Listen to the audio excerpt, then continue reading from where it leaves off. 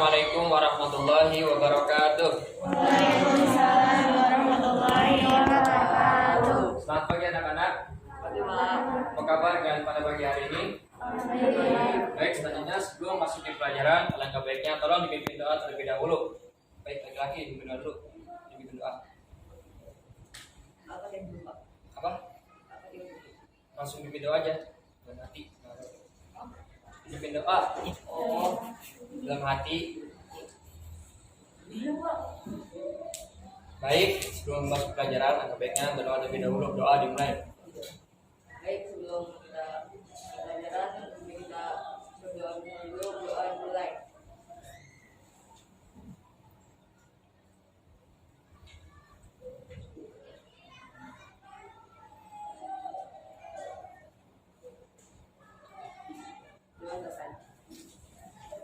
Baik, selanjutnya tolong dirapikan terlebih dahulu mejanya dan bangkunya.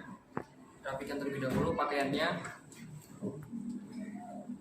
Lihat di kolom mejanya kalau ada sampah diambil terlebih dahulu.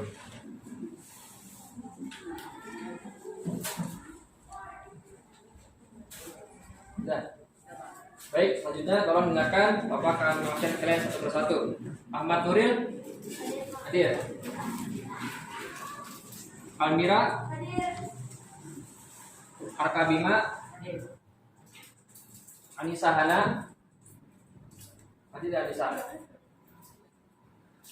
Aura Desta Destiana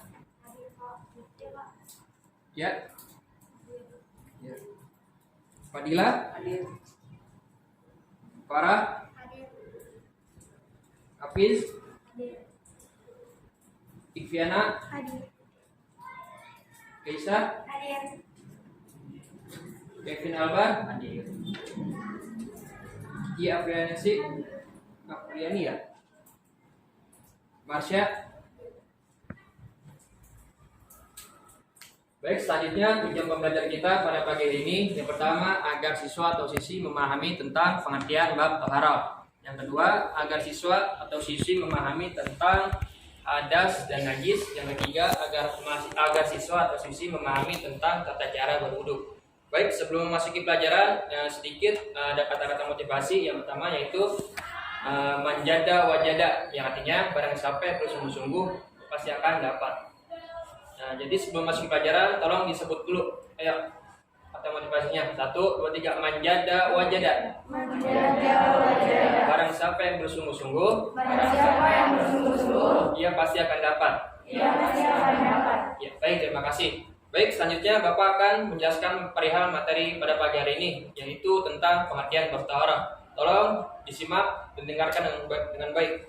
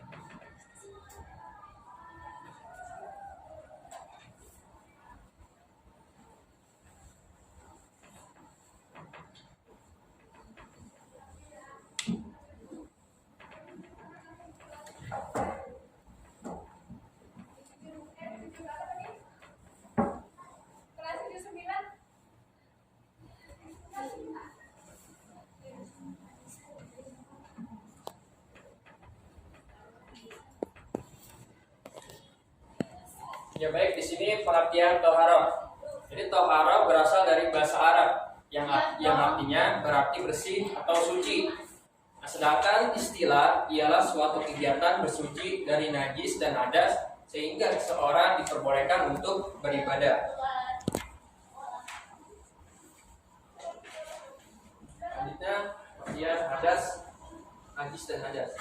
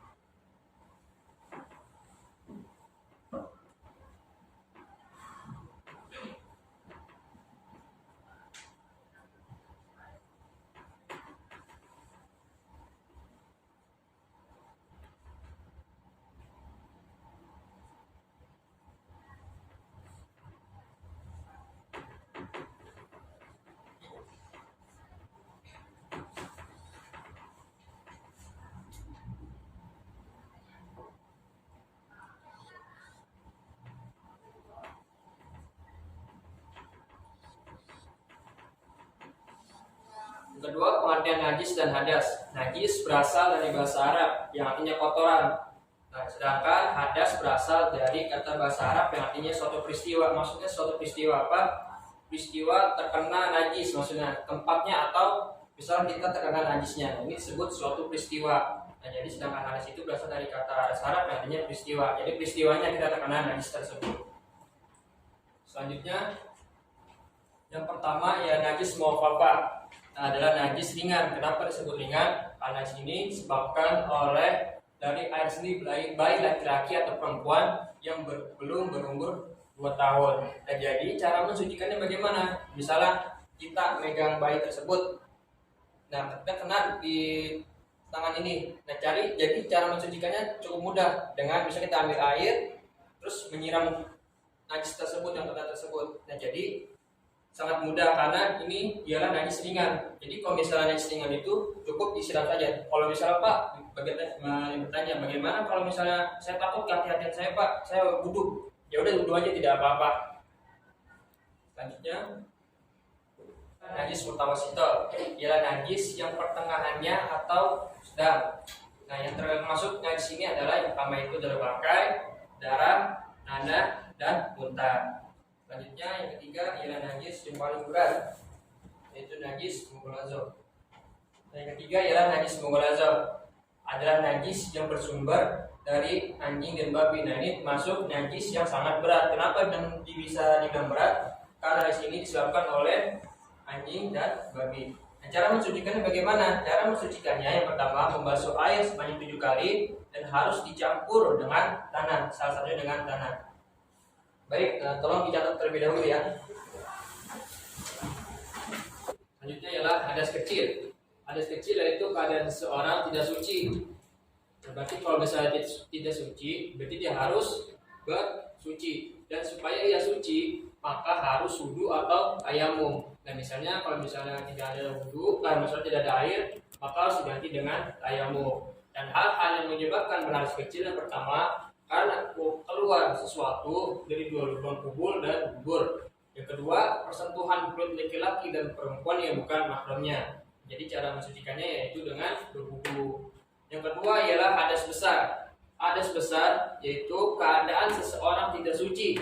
Supaya ia suci, maka ia harus mandi. Nah, beda dengan hadas kecil. Kalau hadas kecil itu berwudu. Nah, kalau hadas besar ini harus mandi besar atau tayamum. Nah, supaya misalnya hal-hal yang menyebabkan dia harus besar, yang pertama karena keluarnya mani, baik karena bermimpi atau sebab lain. Nah, jadi hal pertama ini mungkin yang sudah balik pernah merasakan hal tersebut. Yang kedua, karena haid yaitu darah yang keluar dari perempuan yang sehat. Sama ini juga harus mandi wajib. Kalau misalnya tidak ada air atau diganti sama dengan tayamum. Selanjutnya ada macam-macam air. Yang pertama air tahir ghair mutahhir. Air yang masih suci dan belum terkena najis. Jadi air ini masih suci, belum terkena najis. Jadi air ini boleh untuk dipakai bersuci. Yang kedua, air makruh. Air yang dipanaskan oleh terik matahari dalam logam, besi, baja, dan tembaga. Nah, ini tidak boleh untuk dipakai bersuci. Kenapa? Karena ditakutkan dari logam. Dari logam, besi, dan baja mengandung banyak penyakit. Nah, jadi tidak baik untuk kulit kita. Jadi tidak boleh nih air ini makruh untuk dipakai bersuci. Selanjutnya air tahir ghair mutahhir. Air ini suci, tapi tidak dapat mensucikan. Maksudnya gimana?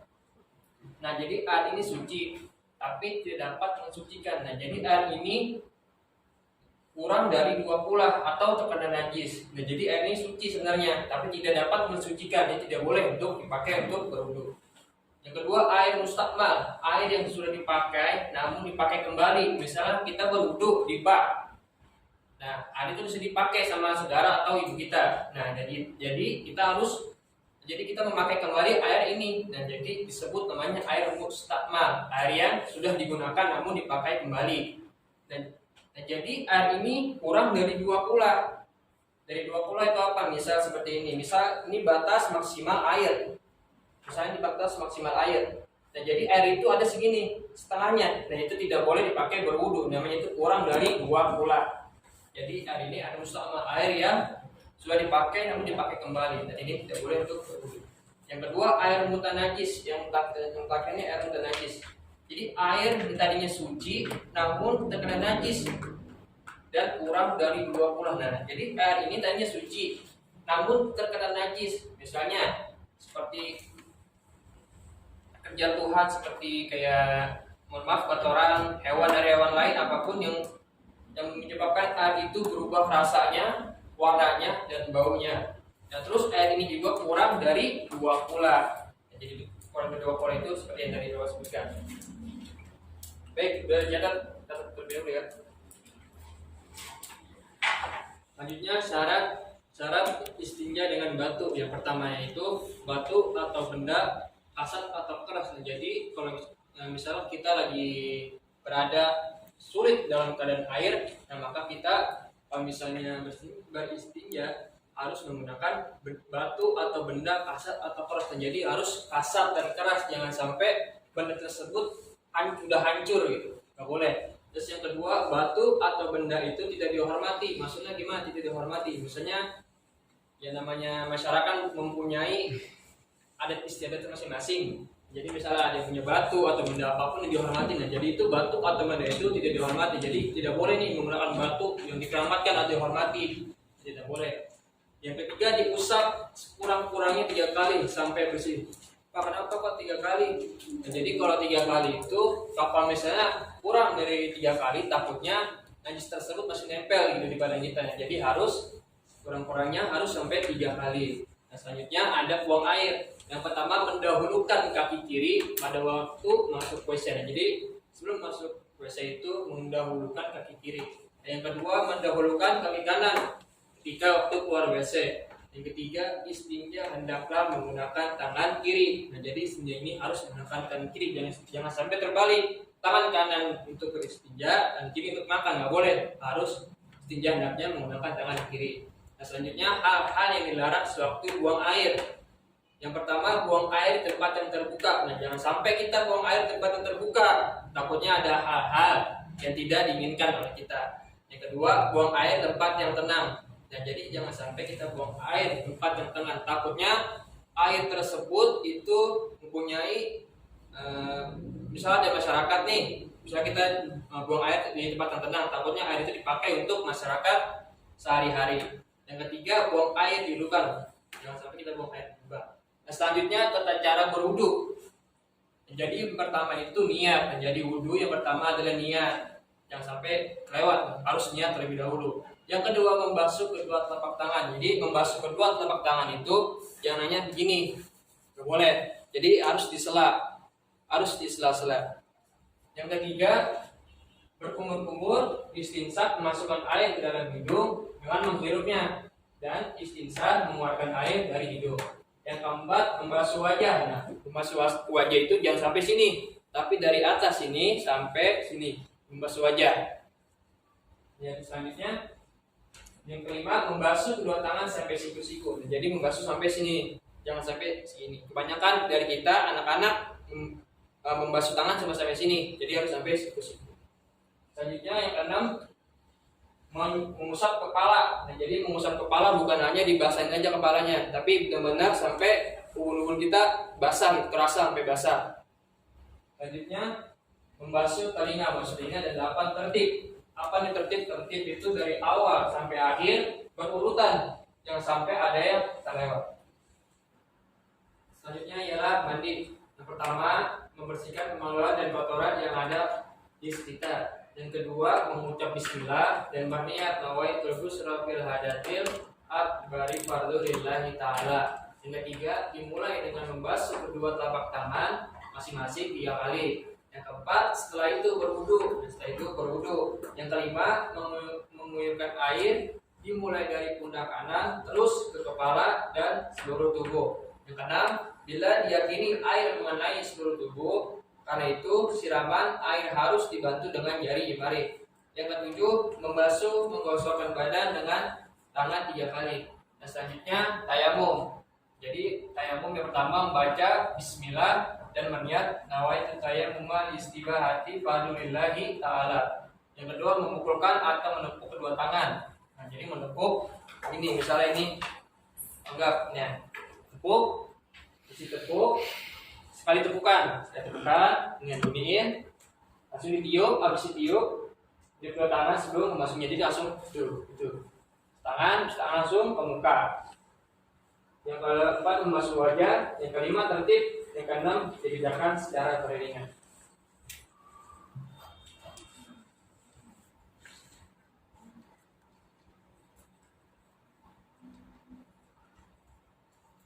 Yang ditanyakan perihal seragam materi hari ini. Baik, jika tidak ada yang ditanyakan, Bapak akan bertanya pada kalian satu. Material mana material? Material, sebutkan pengertian taharah material.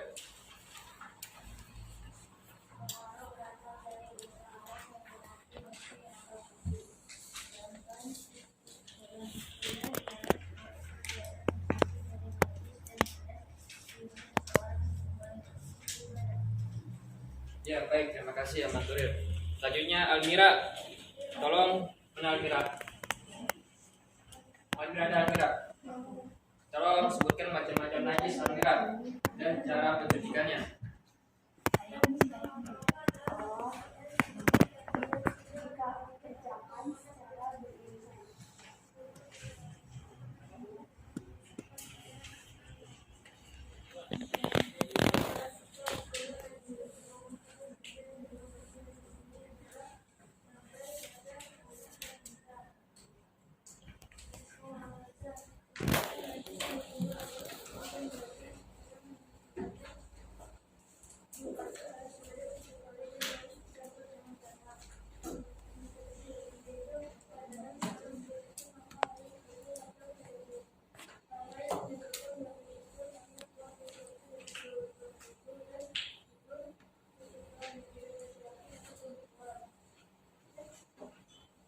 Sudah.